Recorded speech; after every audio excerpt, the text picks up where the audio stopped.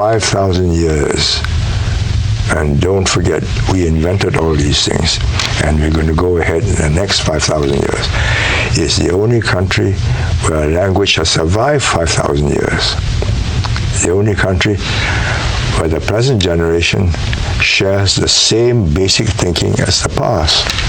And they're very proud of it. I mean, you read Hu Jintao's speech on the 60th anniversary. We have 5,000 years of civilization. We are going to get there. So when you tell them you ought to do this, you ought to do that, they say, yes, thank you. And in the back of their minds, we have lasted 5,000 years, have you? Singapore's late founding father, Lee Kuan Yew, spent most of his time studying China's culture, leadership, and global influence. In his final book, published in 2013, Lee dedicated the very first and longest chapter to exploring China's culture and potential future, showing just how important he believed China would be, not only for Singapore, but for the entire world. Though Lee did not live to see the emergence of Chinese giants like BYD, ByteDance, or DeepSeek, he was confident in China's continued rise. In fact, as far back as 1967, long before others recognized the shifting balance of power, Lee was already warning the world to take China seriously. If you believe that the Chinese people will just splinter up into so many warlord communist committees, each governing a province or even part of a province, then you will make one of the gravest mistakes about Asia. I'd say that they are determined as a people to unify and build a modern, powerful, wealthy Chinese nation, and I say good luck to them. However, he also emphasized that China has more handicaps and obstacles to overcome than most observers recognize. China will be creating, a huge market because of the number of people who become middle class. Yeah. 1.3 billion growing. Are there risks for them? Well, they have enormous problems. In this video, we'll explore Lee Kuan Yew's insights on all 5 generations of Chinese leadership, his bold predictions for China's future, the weaknesses that could slow its rise, and much more, including his take on Tiananmen, BRICS, and a US-China trade war. I visited China in 1976. Everybody dressed the same. Everybody gave the same answers in the last days of the Mao era. Even then, talking to them, I had a premonition of their tremendous brain power. Although the People's Republic of China is just over 7 decades old, Lee understood that its foundations were far older. To him, modern China was simply the latest chapter in a 5,000-year continuous civilization. They call themselves Marxist-Leninists, but in fact they've always remained Confucianists. Lee also recognized that after Britain, no country has shaped Singapore's modern development more profoundly than China. From the Qing dynasty establishing consulates in the 1870s, to the significant influence of both the KMT and Chinese Communist Party during and after World War II. Lee's own connection to the mainland can be traced back to his Hakka great-grandfather, who migrated to Singapore from Guangdong in the 1860s. My great-grandfather came from Tapu.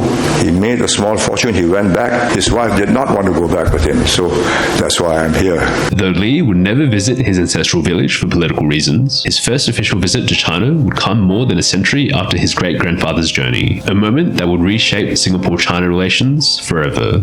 Ironically, in the early years of power, Lee's fierce anti-communist stance made him deeply unpopular among many Chinese in Singapore, with even Beijing labeling him a running dog of US and British imperialism. Singapore was being called a lackey of America, and I'm a running dog of the Americans and the British. But geopolitics was shifting fast. As China's tensions with the Soviet Union deepened, it needed new allies in Southeast Asia. And so in 1971, Singapore's ping-pong team received an invitation to compete in Beijing, and in 1975, Foreign Minister S. Rajaratnam visited China, setting the stage for Lee to make his first official visit to China in May 1976. I would admire Mao Zedong. He has his faults, but he unified China and was a very great guerrilla leader. Mao wanted a strong China. He didn't create it, but he created a liberated China. He unified it. Though official diplomatic ties were not yet established, Lee's delegation received a full welcome ceremony upon landing in Beijing. Premier Zhou Enlai, who extended the invitation, passed away months earlier, so Lee was greeted by Guofeng, Mao's designated successor.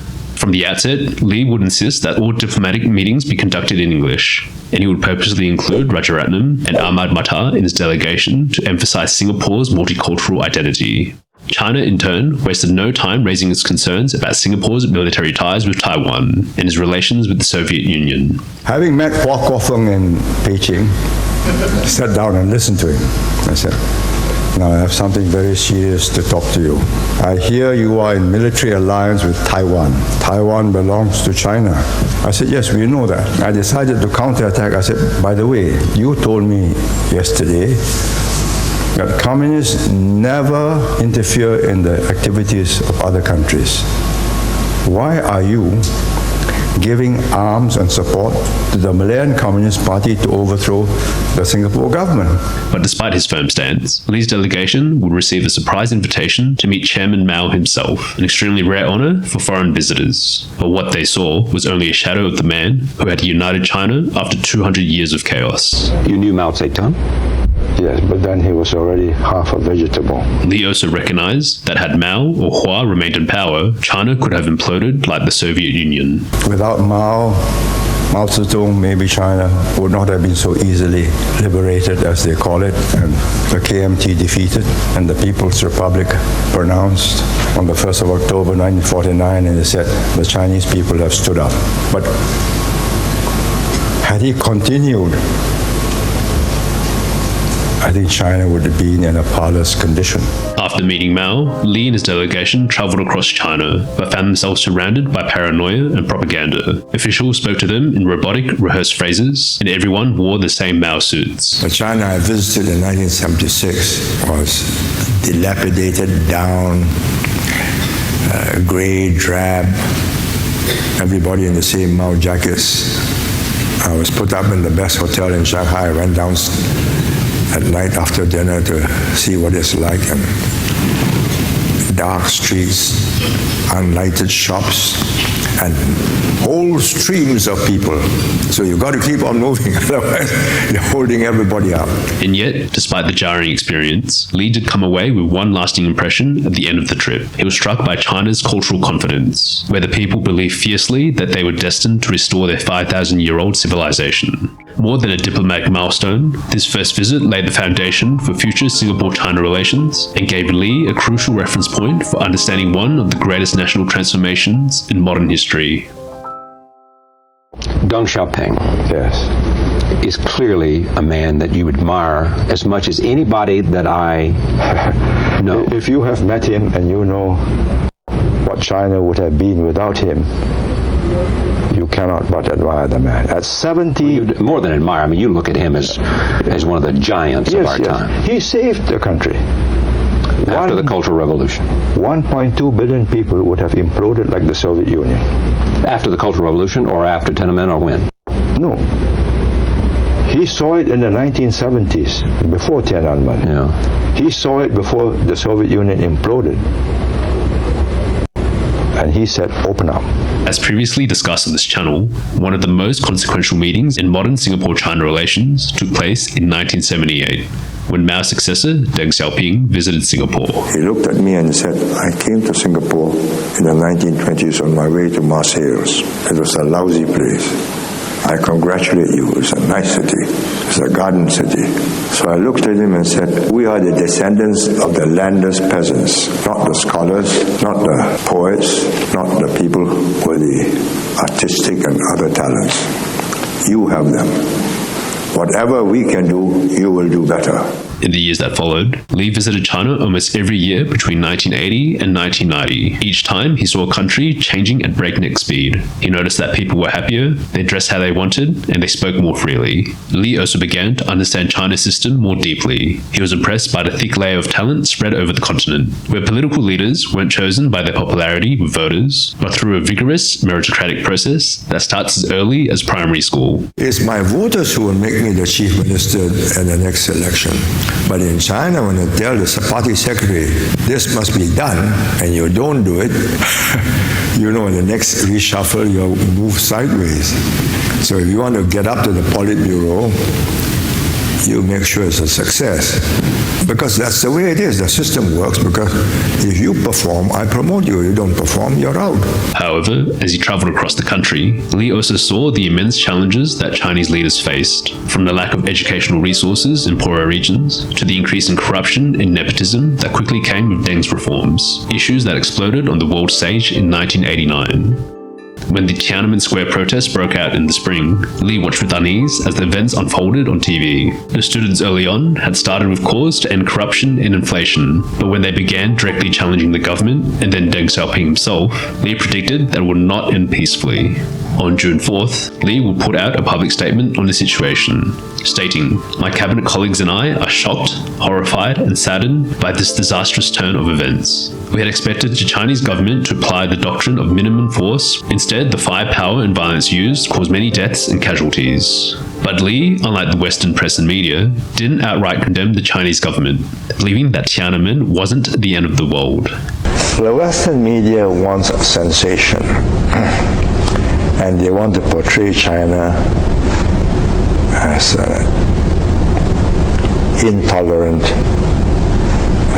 oppressive country that tolerates no dissent, that wants uniformity and absolute obedience. So when there are all these demonstrations, which probably were also inspired, it was good prime-time television. Privately, Chinese officials told Lee that the government had lost control because their police lacked basic riot control tools like water cannons, and claimed that the students had stolen weapons from the People's Liberation Army and were being influenced by foreign intelligence services. Reflecting on Tiananmen, Lee believed he saw something few others did, that Deng, given his past experiences, could recognize the early signs of collapse and foresaw that if the students took power that day, it would plummet China to another century of chaos and humiliation. Lee saw him as a man who made an impossible choice and, despite Tiananmen, considered Deng a great leader who changed the destiny of China and of the world. If nothing goes wrong, there's no hyperinflation, no civil war, no international wars, then I think Deng Xiaoping will go down in history as a man greater than Mao, because he built modern China. Or he started modern China. He got China started on the path to make it a modern industrial nation, and I have a great admiration for him. Regardless of Tiananmen, and all the youthful Democrats who made that Statue of Liberty, they would have brought perhaps 1 week of euphoria and brought China down in chaos. As indeed, they began quarreling amongst themselves soon after they left China. But Deng Xiaoping has got China going in a way which nobody thought he could. And I think that was greatness. Singapore would go on to formalize diplomatic ties with China in 1990, and that same year, Lee met Deng's chosen successor, Zeming. Unlike previous Chinese leaders, Lee described Jiang as unusually extroverted and well-versed in both Eastern and Western culture and traditions. Lee will credit him for rebuilding China's education system and continuing Deng's economic reforms. A couple years later, in 1992, Deng will make his famous southern tour of China and tell his officials to learn from Singapore. This sparked a wave of Chinese delegations visiting Singapore, which in turn inspired Lee to propose the landmark Suzhou Industrial Park joint project. In 1992, 14 years later, when they were blocking him, he went down to Shenzhen and said, "Open up, learn from the rest of the world. And most important, learn from Singapore." And thereafter, hundreds of delegations came with cameras and camcorders to learn from us. So I decided, no, you don't learn by visiting a place for a few days and taking pictures of it. So I said, look, if you really want to learn from us, we start a project in Suzhou, and we'll show you how we plan, how we build, how we eventually have an integrated city. And today is an icon in China. and Singapore is known for it. Also recognizing the vast economic opportunities, Singaporean corporations would invest billions of dollars into China during the 1990s, quickly making Singapore one of China's top foreign investors and further strengthening the economic partnership between the two countries. Additionally, in 1993, thanks to Lee's strong relationship with both Beijing and Taipei, Singapore was chosen to host the historic first official talks between the PRC and Taiwan since 1949. Lee would also play a crucial role in bridging the divide between China and the West, consistently urging the United States to engage with China rather than attempting to stop its rise. Notably, during the tense aftermath of the 1999 US bombing of China's embassy in Belgrade, Lee engaged directly with the Clinton administration, strongly advocating for China's entry into the World Trade Organization. That Clinton turned down Chu Rongqi for this WTO. Right. So that's a great mistake. Reflecting on China's transformation at the end of the 20th century, Lee noted the immense rapid change happening in the country, stating, "It is hard to believe how different are people's attitudes, habits, and willingness to speak their minds. Books are written and published today that would have been treason in the 1970s or 80s. The free market and modern communications have brought about more openness and transparency, and will make China as different again in another 20 years. Today they are producing a Chinese little car called a Cherry. In 20 years they can produce you a Lexus or a BMW, or 30 years a Mercedes. In the early 2000s, Lee would meet Jiang's successor, Hu Jintao, describing him as a quiet, thoughtful leader with an incredible memory. In Lee's view, Hu would be remembered for starting the process to build a more balanced society for China, tackling huge challenges like the massive migration from countryside to cities, the widening gap between rich and poor, and managing the 2004 SARS outbreak. But it was Lee's 2007 meeting with then Vice President Xi Jingpping that left a deeper impression. Describing him as a man of great breadth, Lee was particularly struck by Xi's remarkable resilience in climbing back up the government ranks after his family's expulsion to the harsh countryside during the Cultural Revolution, putting him in the Nelson Mandela class of persons. And the very next year, Lee would attend the 2008 Beijing Olympics. Witnessing the grand spectacle, he and the other world leaders saw China that was ready to reclaim its position as a global leader. You watch the Beijing Olympics opening. In 1 hour, Zhang Yimou with his team projected to the world 5,000 years of Chinese scholarship and achievements, using mass dancers, mass Tai Chi performances, and so on. I was there. I was watching the reaction of the foreign leaders, and I knew that they knew this was a country that's going to rise. Engaging with the architects of modern China across 5 generations of leadership, Lee gained profound and clear insights into the nation's future growth, as well as the formidable challenges ahead. He believed that the ongoing contest for global influence between the United States and China would define the 21st century. That the relationship between the United States and China, based on what you just said, has become the most important global geopolitical issue of the century. Yes. How they both handle it. From the Chinese side, in a very pragmatic, almost cold-blooded and clinical fashion.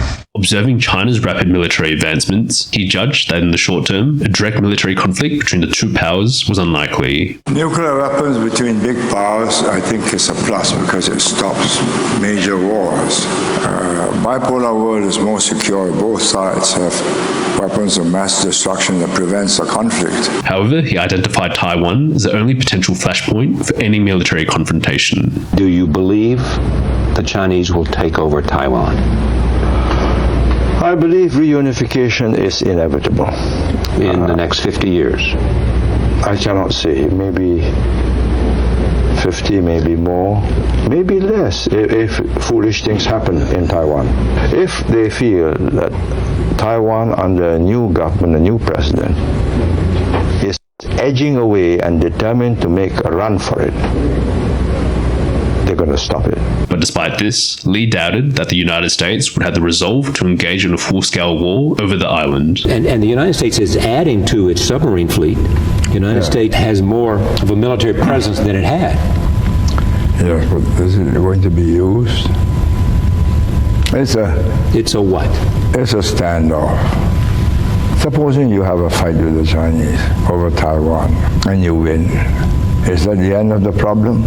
Never. There'll be a second round, there'll be a third round, there'll be a fourth round. Because they have abiding interests which you do not have because of geography and demography and compelling interests. Rather, the competition will be around economics, innovation, talent, and specifically trade, a contest that Lee believed that America has been losing for quite some time. Well before Trump's sweeping tariffs on Chinese goods, Lee would spot a number of policy missteps from the United States, particularly his move towards protectionism. As early as 1985, well before China's entry into the WTO, Lee warned that attempts to contain China would not revive American manufacturing. The answer to job losses is more, not less trade. America can upgrade her declining low-value-added industries, or they will continue to decline whether America goes protectionist or not. Just as the ancient agricultural societies of pre-industrial China and Japan, with their self-sufficient subsistence economies based on buffalo and manpower, had to change with the advent of steam and the industrial age, a replay of the depression of the 1930s, which led to World War II. Would be ruinous for all. And in 1994, with parallels to today's trade war, Lee warned the United States that imposing an economic embargo might slow China down, but would not stop its transformation into a superpower, predicting that it would turn to other major markets such as Japan and Europe, which he believed would be unlikely to support a containment strategy. He warned if the US tries to thwart China's growth, China will surely want to return a compliment when it can do so. Instead, Lee advised that if the US truly wanted to counter China's growing economic influence, it should focus on forging its own free trade agreements around the world, just as China was doing. So what should the United States do? Should it be rushing into Asia saying, free trade agreements with everybody? We want to give you an economic opportunity with us? Yes, I would do that. That's a first step. Yeah, I would do that. What else? I would say make friends with all. Don't take sides. You gain nothing by taking sides. You can't change the dynamics. However, watching America over the years, he could see it becoming a declining power in Asia. Is America a declining power in Asia? Over the last 8 years, America has been so preoccupied with Iraq, Afghanistan, Iran. It's left East Asia fallow, and there have been no free trade agreements with any East Asian country other than Singapore. But if there's no US-ASEAN FTA, in 10, 20 years, ASEAN's economy will increasingly be sucked into the China market, and the US market will be a secondary market.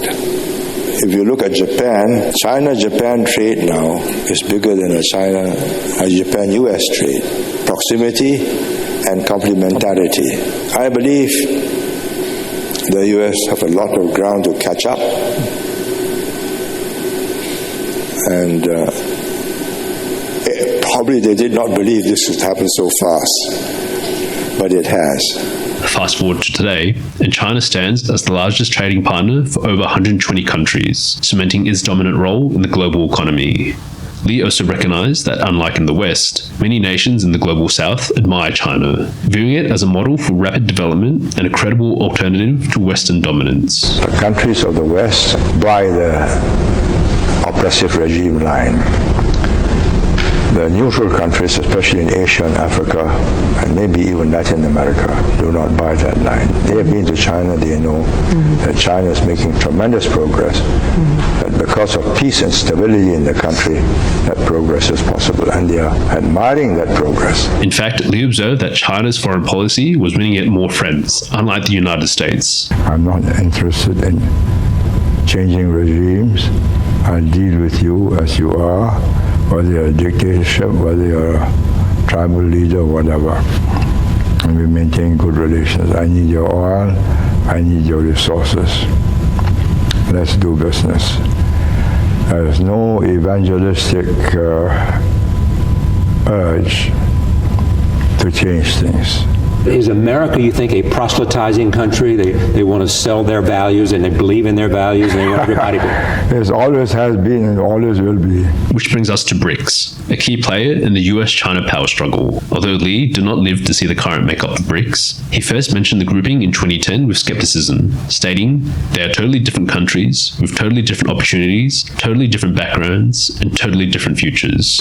Now, if you have a major power with different long-term considerations and objectives, I don't see how the cohesion can be maintained. However, by 2012, Lee acknowledged that the BRIC countries could gain influence over time and serve as a counterweight to prevent excesses by the Americans and the Europeans. Still, he remained cautious, emphasizing that these BRIC nations are not natural partners, with many countries wary of getting too close to China. I think India and China has got more preoccupations with each other than with the rest of the world. It goes also for a lot of other countries.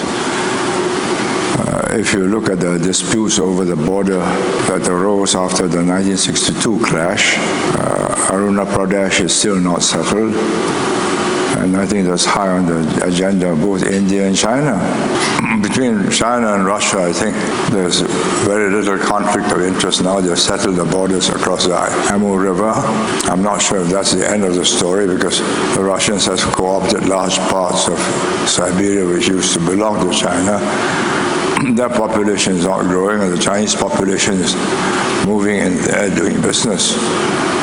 So demography will create a problem later on. In fact, Lee believed that many of its neighbors remain cautious due to China's historical view of itself as the regional center, where in the past, surrounding states were seen as tributaries or vassals to the vast Chinese empire. Lee illustrated this by recounting how the Sultan of Brunei was once taken to visit his great-great-grandfather's mausoleum in Nanjing, a ruler who died in 1408 while paying tribute to China, serving as a subtle reminder of China's long-standing dominance and influence in the region. Lee warned that without a strong American presence, China could easily replicate this hierarchical model now that it has the power to marginalize countries that displease it. Vietnam. Vietnam is a special case. It's a long history of non-friendliness, and they are chary of the Chinese. I mean, you take motorbikes, for instance. If they have free trade agreement with China, their motorbike industry will be wiped out. The Chinese motorbikes will be cheaper and better. They cannot really get close to China. Are most of the countries in the Asian region scared of China? Wary of China? Wary, I would say, is a problem, is the word, not scared. Wary in that if you know you will take a step which hurts their core interests, that'll be retribution.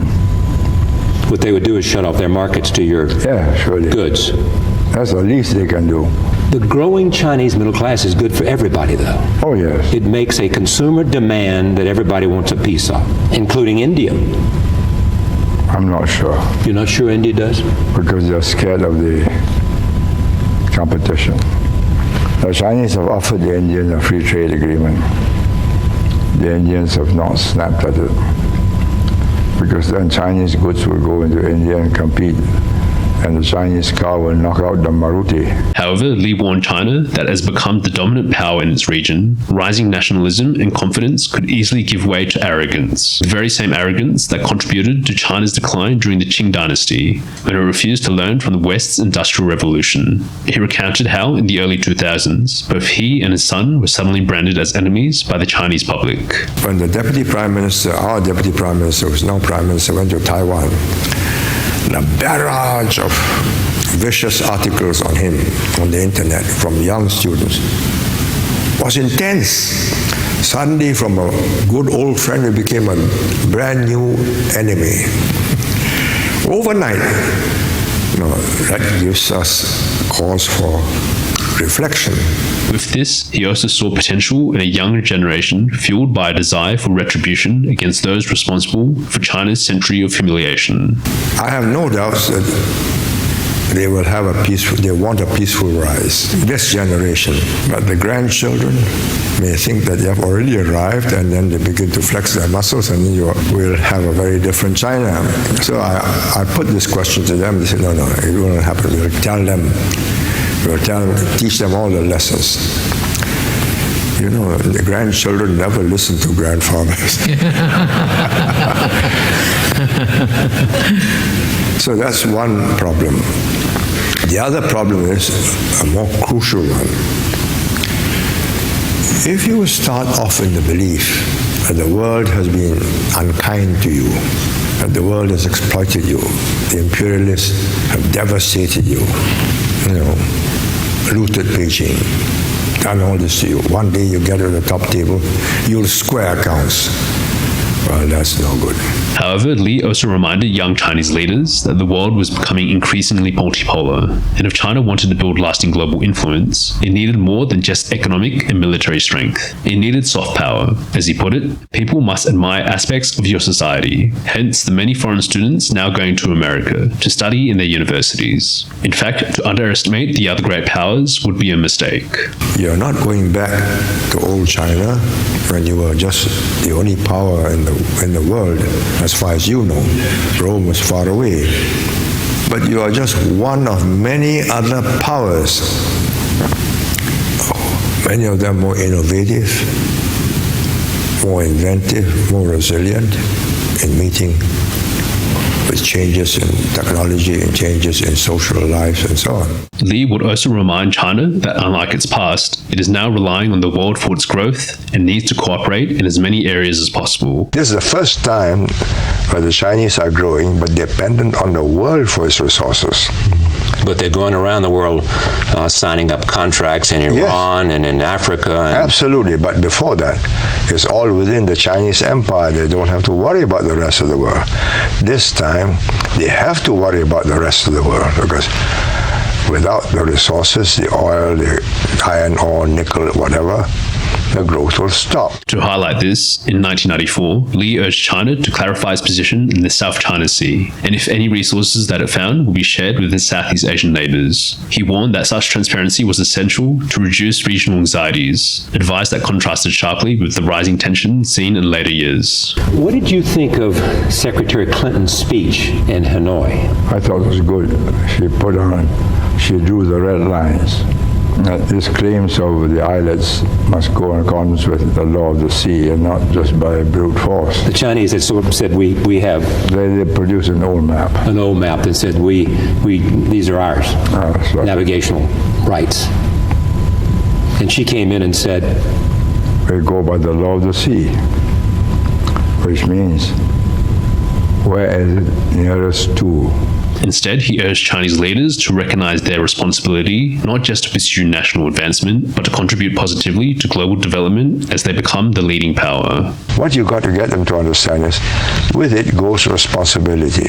You can't just take copper and gold and to hell with it. You got to have a responsibility for the people whose copper and gold you're mining. It goes with the job. And they will have to learn that. I think they're already beginning to learn that, so they're giving something back. And seeing the strength in the high-quality manpower, 4 times the size of America.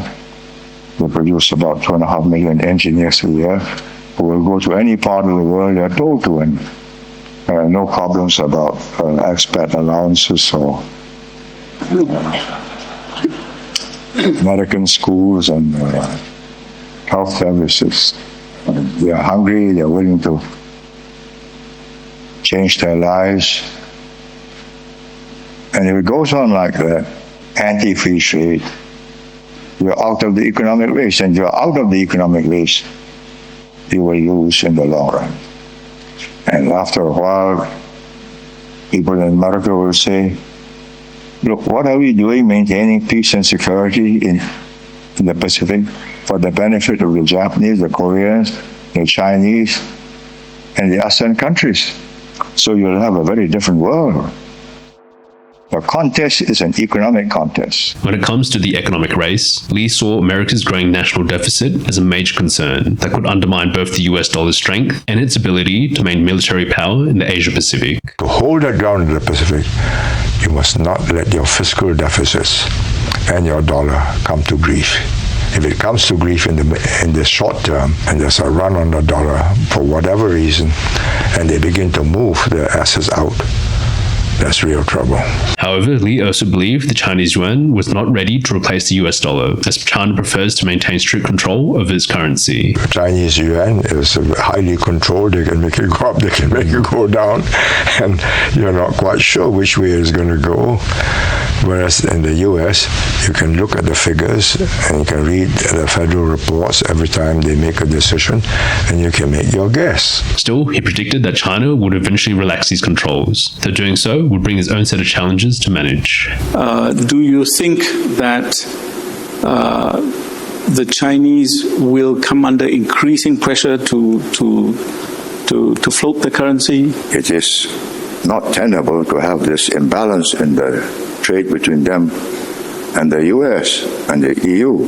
You keep on accumulating surpluses. There comes a time when it does you no good. I mean, finally the US dollar goes down. They keep on telling the US, do not let the value go down. But if you carry on this business and don't let the US grow, the dollar will go down. And so what your holdings of US dollars will be worth less. So sooner or later they'll come, if they have not already come to the conclusion that they've got to ease up, but gradually and slowly at their own pace, in a way that they believe is to their maximum benefit. In terms of China's economy, Lee believed China's short-term economic growth was largely driven by massive investments in high-speed rail and infrastructure. Will they be able to create the domestic demand that's necessary as they find exports reduced? Slowly. But in the meantime, there's keeping the economy going by enormous expenditure on infrastructure, high-speed roads, high-speed railways, bringing water from the south up to the north where it's arid and dry, huge, enormous mammoth projects. That keeps it going.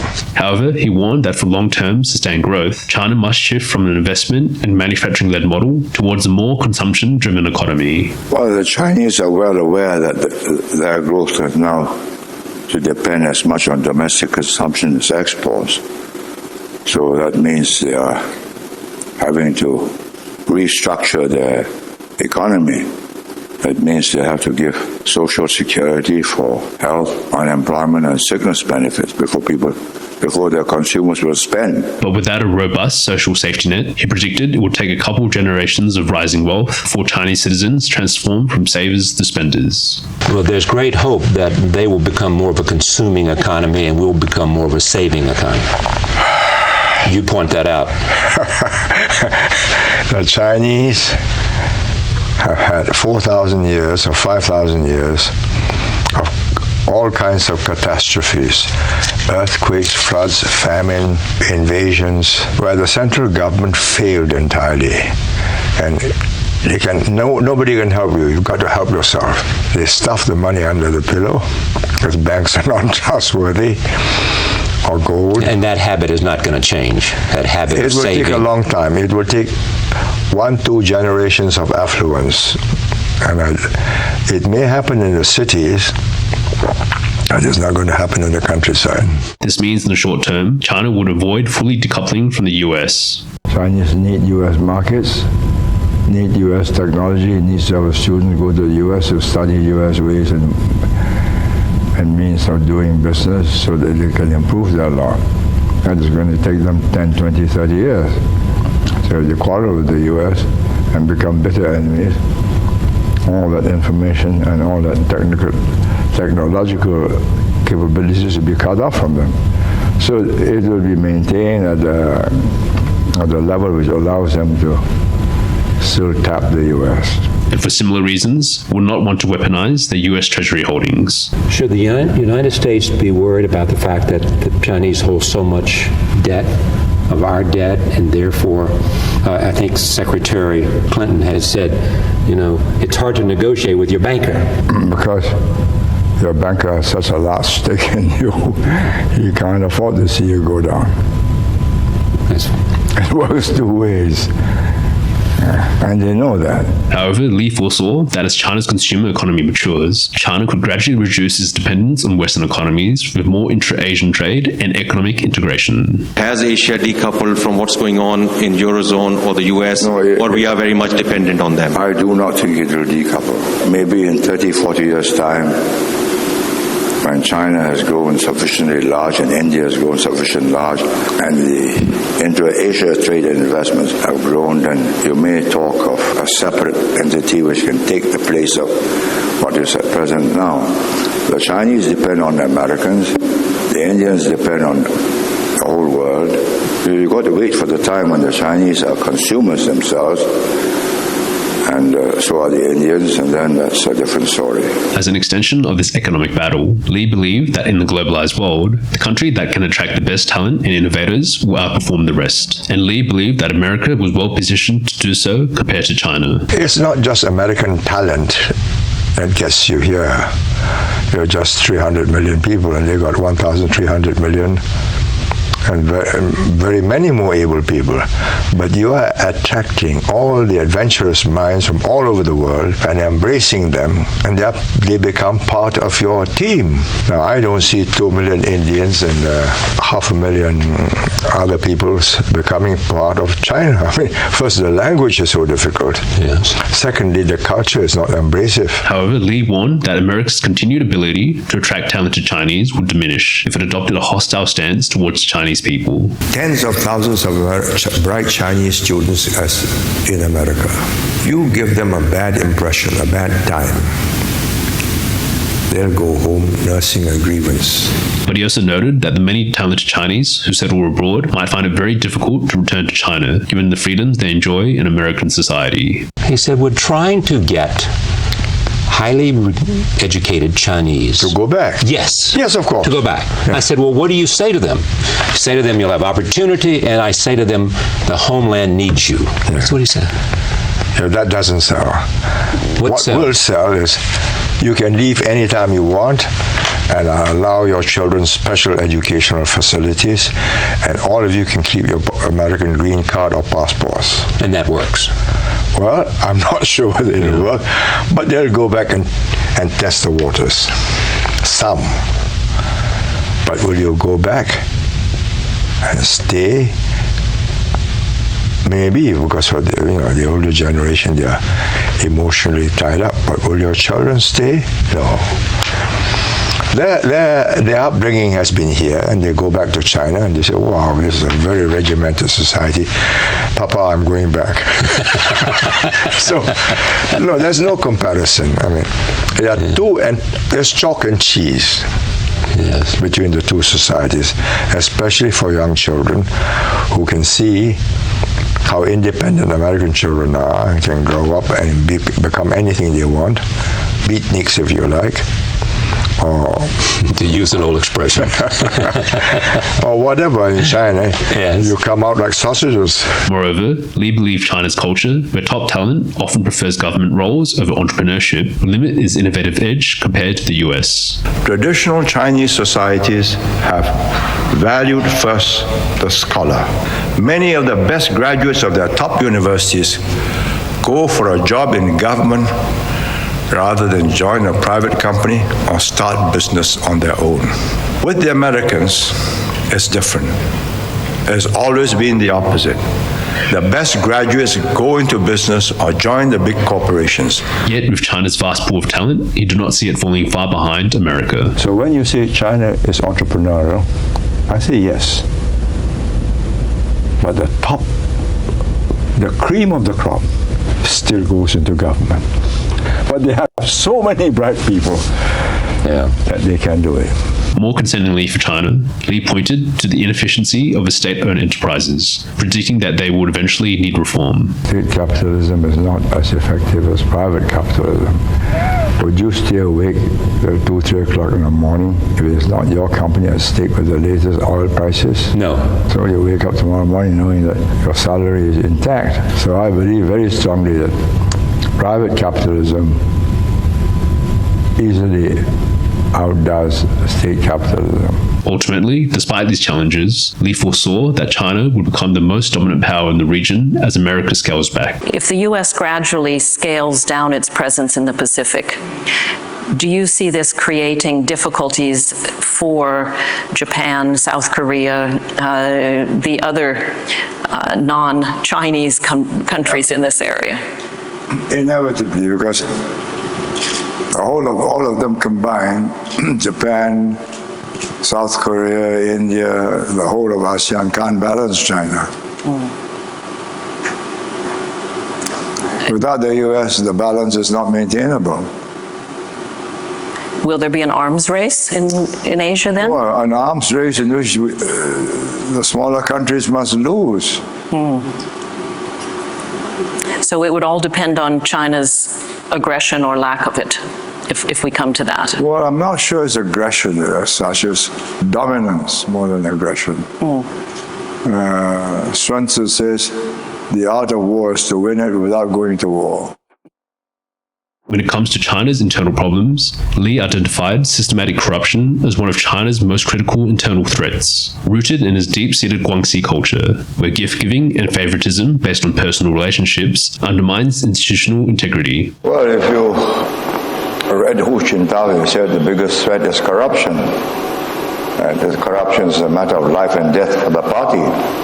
And I think that's absolutely true, because if the corruption continues, confidence and faith in the party will decline, and that will create enormous problems for them. This problem also extends to a weak rule of law, where decisions and changes can be arbitrarily imposed by those in power. But there are some areas where they will take a very long time to be able to do what we are doing. And that's to change the system from opacity to transparency, from no protection for copyright to protection for copyright, and rule of law. There are two rules of law in China, one for the ordinary citizen and the other for 76 million members of the Communist Party. And the judges will do what they know what the leaders require to keep the country stable. More seriously, he witnessed a brutal urban divide, which could eventually convert to civil unrest. So I think there are serious problems of equity there, and you can see how beautiful Beijing is, how beautiful Shanghai is, and I'm still in my mud house. When is my turn? Nobody knows. I mean, maybe 50 years, 60 years, because the trickle-down effect will take a very long time. As part of this, Lee highlights how China's hukou system restricts rural migrants' access to urban social services, leading to further disparities. The income gaps between the people who are doing well and the people who are not doing well. And the many migrants living on the fringes of the city with no hukou, no covering of education or health. So they are an underclass around every city, and every city needs them for the construction industry. So I see a problem in the making. He also noted China's rapidly declining birth rate, stating the Chinese with the one-child policy would regret bitterly when they find one child having to support 4 grandparents. But perhaps on a much deeper level, Lee would predict that Chinese society would undergo an immense spiritual transformation as they adapt to the pressures of modernization, globalization, and the breakdown of traditional norms. Because with the Cultural Revolution, that destroyed almost all the values, and now with the market economy, which puts money in front of everything else, and especially at this period of time, people in China are thinking about what our true values are, the common values that we hold tight. When you change rapidly, as Japan did after the war, you have what you call anomie. Anomie is a feeling of disorientation. You were there, you understood your bearings. Now your bearings have changed. So they want to rediscover a compass. So in Japan, new religious sects appeared. In Korea, large numbers became Christians. In Taiwan, more temples. In Hong Kong, more temples and churches. So at that stage, I decided we should reinforce for the Chinese the basic Confucianist concepts, especially the Wulun, how you behave, father and son, man and wife, father and children, brothers between themselves, and friends, with friends, and loyalty to the state or the emperor, whoever he is. Does that work? Well, I think it's partially working. And I think our problem now is to reinforce that in the modern context. While Lee recognized China's many internal and external challenges, he believed that their current system will not collapse anytime soon, emphasizing that change within the party would be slow and steady. There's very tight control at the top. They do not like the established order to be tinkered with. If it's working fine, leave it. And if anybody has something good, we'll borrow it and test it out. Why take the risk? If you let 1.3 billion smart guys experimenting, you'll have near chaos. And they're capable of thinking up new things. In fact, Lee saw signs of gradual political reform, noting that China had already begun moving to a more participatory form of governance. But are they moving towards some form, not a Western form, some form of more participation in the political process? They are co-opting all the successful people into the communist system. that's a smart policy. Jiang Zeming calls it the three representatives. So whether you're an artist, whether you're a businessman, whether you're an activist, anybody who's got the extra drive to contribute to a greater China, come and join us. And he also highlighted the emergence of intra-party democracy, pointing out that unlike past leaders, Hu Jintao did not personally select his successor, Xi Jinping, an indication of evolving leadership norms within the party. Hu Jintao would have preferred Lee Kuan Yew, who was in the Communist Youth League with him. But when a poll was taken and unofficially they found that Xi Jinping was the better man, more favored, he gracefully accepted the position and Lee Kuan Yew took the second position. Additionally, Lee believed that with the rise of the internet and a new generation of Western educated leaders emerging, China's political system would undergo further change driven by fresh perspectives and global exposure. They asked me, is China a friend or a foe? I said, neither at the moment. And it's really up to you and how you deal with them that will decide whether they are friends or foes. In 20 years, you're going to meet, assuming the structure remains more or less the same, president, premier, ministers, state ministers, Politburo members, who are completely at home, will understand exactly what you say, will still negotiate with you in Chinese, but will sit down and have coffee with you or a meal with you and speak in fluent English. They probably have MBAs or PhDs from British or European or American universities. And that would be a very different challenge. In the end, Lee noted that China's political system and culture has deep roots stretching back thousands of years, surviving even foreign rulers like the Mongols and Manchus who were unable to alter it. Lee believed China would be better off continuing with their system rather than being pressured by Western models to change. Well, the West assumes that unless you are democratic like them, you have elections every few years and change the president, or change the prime minister and the whole parliament, then you cannot make progress. You're always below par, subnormal, sub-ideals. That China never had such a tradition. That China is a vast country of 1.3 billion people with a different culture, a different history. They do not understand. Chinese communism is based on Chinese history and China's conditions, which are different from the Soviet Union or Eastern Europe. It is indigenous, it was local or indigenous created. Therefore, I think if I were Chinese, I'd just ignore them, carry on with what I've been doing, make my people better, make my country stronger, make my country more prosperous. Since Lee's passing, China has made remarkable progress addressing many of its concerns, combating corruption, fostering innovation, and reforming state-owned enterprises. Having witnessed the Chinese people's immense ambition and drive, Lee recognized that as China advances, it will soon become a model that many countries look to emulate and learn from. In 50 to 100 years, from 50, 60, 70 years, you will be like Japan or America, and we will be learning from you because you will discover new things. You have already sent a man into space. Nobody gave you any secrets. You worked it out from first principles. So you can do these things. So what do? I think we accept that in 50, 60, 70 years, we are learning from you. Amid the current escalating tensions over global dominance and trade, Lee's vision of a new world order is unfolding. The historic shift of power from west to east signals the end of centuries-long Western dominance and the rise of China as a central global leader. Lee emphasized that the West's ability to adapt to this new reality will be crucial, as he warned, by the next century, you have to realize either you coexist or you destroy each other. It's a watershed. I mean, the world order that we knew was dominated by the Caucasian peoples, Europe, technology, sailing ships and aircraft. They conquered the world.